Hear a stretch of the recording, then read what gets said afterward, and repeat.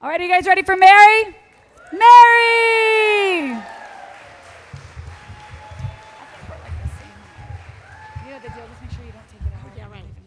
I'm going to be the shortest storyteller tonight, as in height. Okay.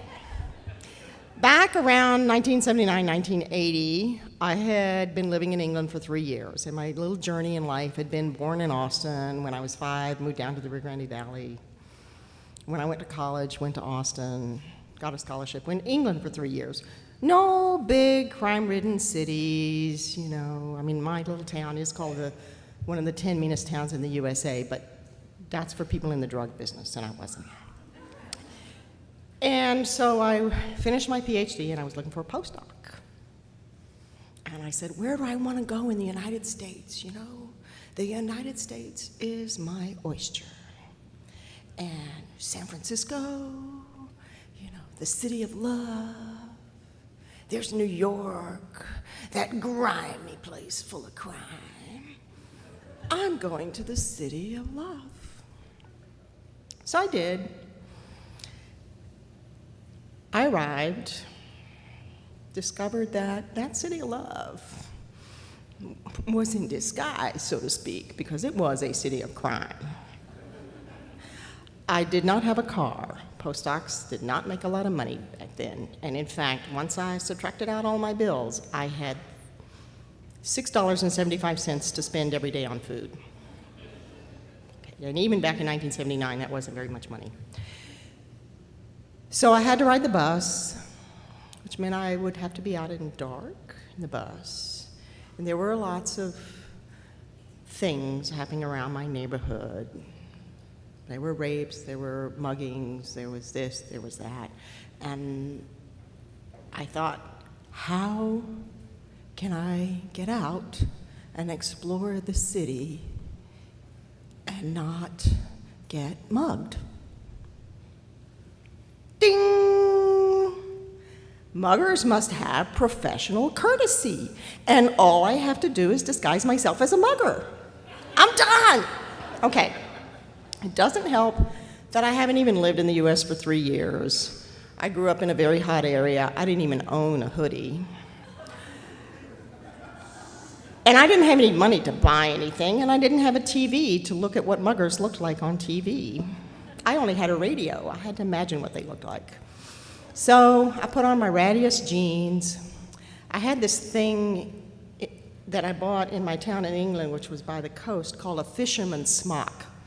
And I figured it's dark, it's just this thick woven brown denim that keeps the water out. And I thought, well, nobody here will have seen it and they'll think it's dark.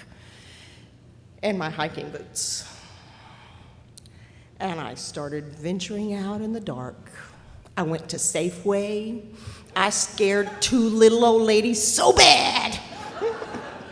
I felt kind of bad. I said I'm sorry to them, which freaked them out a little bit more.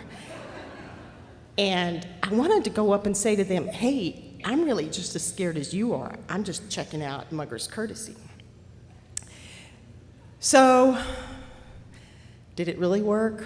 Well, I did get tired of looking like a mugger all the time. I decided to go down to an exhibit of calligraphy at the library. It was on a Sunday. I figured, you know, muggers take the day off, right? Surely. And it's in the middle of the day. Muggers operate at night. So I actually wore something that, well, for a postdoc with no money was nice. It wasn't my mugger's outfit. And I walked across the parking lot to have a shortcut to the library from my bus stop. Had a great time seeing the show, came out, looked across the parking lot, and there was this one car parked in the middle. I said, no problem. I'm walking across as non-mugger as I can be, having a good time, and as I got by the car, a man jumped out from behind it. Well, I did all the things you weren't supposed to do. I didn't turn around and face him. I mean, how could I? I didn't have on my mugger's outfit. I just started walking a little faster, and I could hear him behind me, and I would walk faster and faster, and I was about to break into a run when he just said, can a guy just walk on the fucking sidewalk? And I'm like, no. So I ran off. So the next thing I did, I said was, you know that mugger's disguise, it works on little old ladies, but I'm not sure that this is really what I really want. So I took a class in self-defense that was being offered at the hospital that I worked in because so many women were being attacked in the neighborhood, the city of love. And in that class, you know, I learned how to break free from a hold. I learned that you're supposed to turn around and kick the guy to kind of put him in shock and run away, or girl, or whoever. And the last thing they taught us was how to kill somebody with your bare hands. And I said to myself, I have been living for a year in the city of love, dressed up like a mugger, scaring little old ladies out of their wits, and now I know how to kill people with my bare hands. You know what? I'm moving to New York City.